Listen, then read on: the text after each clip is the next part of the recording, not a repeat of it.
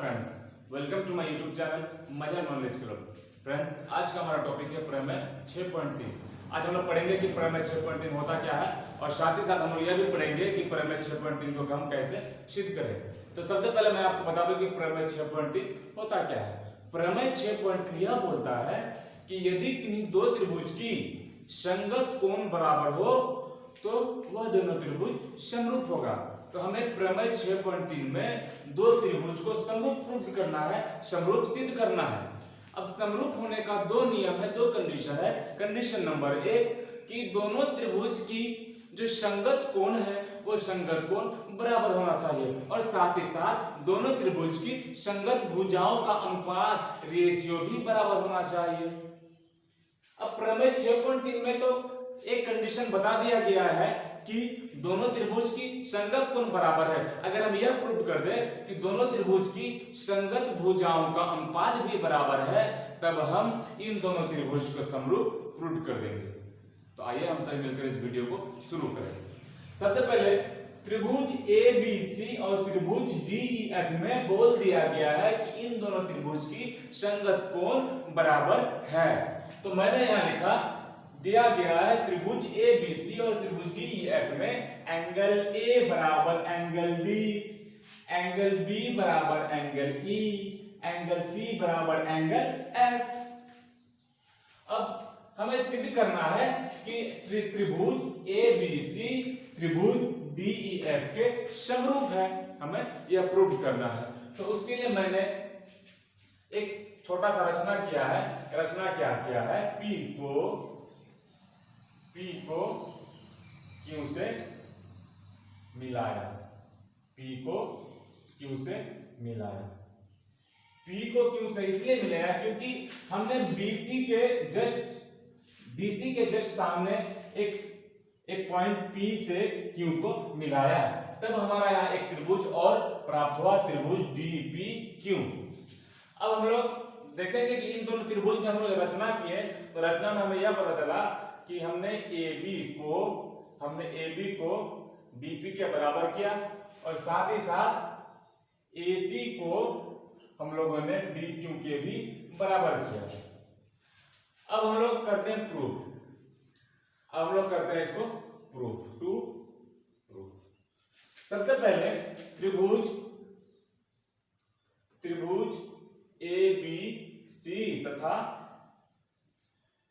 त्रिभुज DPQ में, त्रिभुज DPQ में क्या है कि इसमें AB, ये त्रिभुज और ये त्रिभुज में जो हमारा AB है, जो हमारा AB है वो क्या है, हमारा DP के बराबर है। और साथ ही साथ जो हमारा AC है वो हमारा DQ के बराबर हुआ। कैसे बराबर हुआ, हमने रचना में अभी तुरंत तो किया। अब यहां पर एंगल A और एंगल D के भी बराबर है, क्योंकि जब किसी त्रिभुज की दो भुजाएं बराबर हो तो आमने सामने का कोण भी बराबर होता है। तो यहाँ पर हमारा AB DP के बराबर है, AC DQ के बराबर है, तो आमने सामने का कोण भी बराबर होगा, इसीलिए हमने लिखा एंगल A बराबर एंगल D। तो अब यहाँ पर ये हमारा साइड है, ये हमारा साइड है, ये हमारा एंगल है। तो हमारा यहाँ पर SAS नियम से हमारा क्या हुआ, त्रिभुज ABC त्रिभुज DPQ के स्वरक्षम यानी कि कॉन्ग्रुएंस हो गया। तो जब ये दोनों त्रिभुज को मैंने कॉन्ग्रुएंस प्रूव किया तो इन दोनों त्रिभुज की सभी पार्ट भी आपस में कॉन्ग्रुएंस होंगी।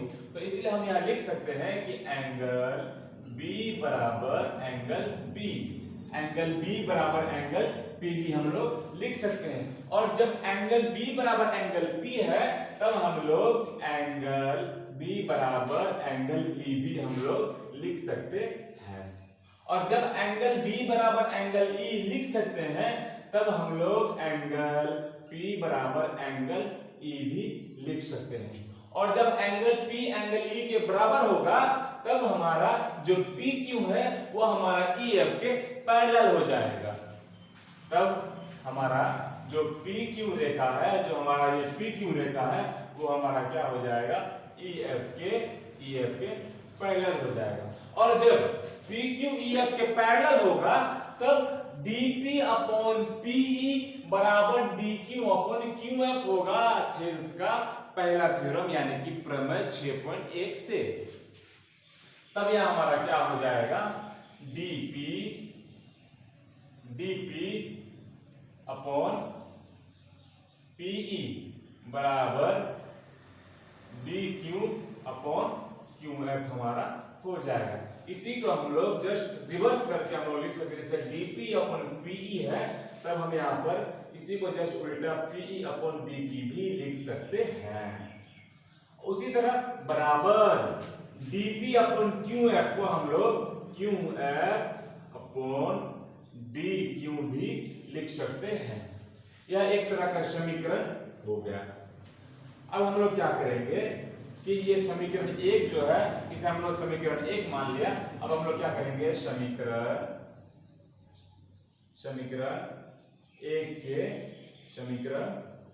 1 के दोनों ओर एक जोड़ने पर जब हम लोग समीकरण 1 के दोनों ओर 1 जोड़ेंगे तब इस तरह से आएगा कि PE बराबर DP प्लस 1 बराबर QF अपॉन DQ प्लस 1। जब इसे हम लोग सॉल्व करेंगे तब हमारा आ जाएगा कि PE plus DP upon DP बराबर हो जाएगा हमारा QF plus DQ upon DQ।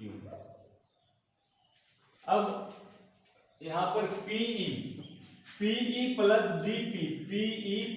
DP मिलकर हमारा एक रेखा बन रहा है, वह रेखा है DE। ध्यान दीजिएगा, PE प्लस DP मिलकर हमारा बन रहा है DE। अब यहाँ पे अपॉन DP बराबर, अब यहाँ आप देख सकते हैं QF प्लस DQ मिलकर हमारा बन रहा है DF। QF अपॉन DP को अगर हम जोड़ेंगे तब हमारा बन जाएगा DF अपॉन DQ। इसी का हम लोग जस्ट उल्टा यानी कि अपोजिट करके भी लिख सकते हैं, तब ये इस तरह से होगा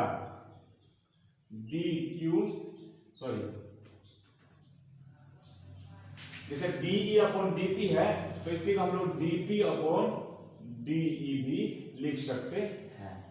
अब बराबर DF अपॉन DQ को हम लोग DQ अपॉन DF भी लिख सकते हैं। अब हम लोग DP की जगह पर AB भी लिख सकते हैं, क्योंकि रचना में हम लोगों ने DP को AB के बराबर पाया था।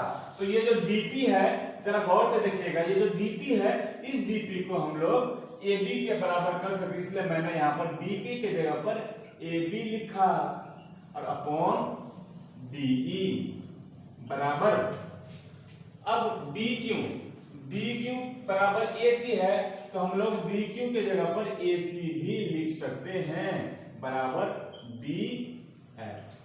अब आप देख सकते हैं कि AB अपॉन DE बराबर हो गया हमारा AC अपॉन DF। अब हमें एक भुजा और बराबर करना है कि वो है BC अपॉन EF, हमें ये बराबर करना है।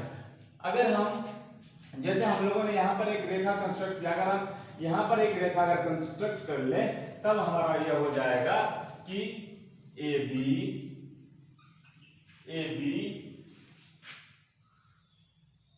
AB अपॉन DE बराबर हमारा हो जाएगा BC अपॉन EF। ये हमारा हो गया इक्वेशन सेकेंड और ये हमारा हो गया इक्वेशन थर्ड। अब हम लोग अब हम लोग करेंगे समीकरण एक और दो से। समीकरण 1 और 2 से। समीकरण 1 और 2 में ए बी और डी ई बराबर है ए सी और डी एफ, और ए बी डी ई बराबर है बी सी और ई एफ। तो हम लोग यहाँ लिख सकते हैं समीकरण 1 और 2 से कि A B upon D E बराबर डी एफ बराबर हो गया हमारा A C upon D F बराबर हो गया हमारा B C upon E F.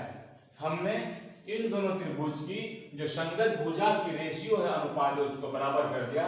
और जब इन दोनों त्रिभुज की संगत भुजाओं का अनुपात बराबर होगा तब वो दोनों त्रिभुज क्या हो जाएगा, समरूप हो जाएगा।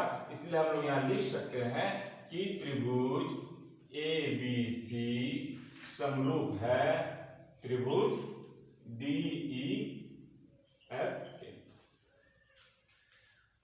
अगर आपको ये वीडियो पसंद आया है तो प्लीज हमारे चैनल को सब्सक्राइब कर लीजिए, लाइक कीजिए और शेयर भी कीजिए। Thank you so much for watching my video.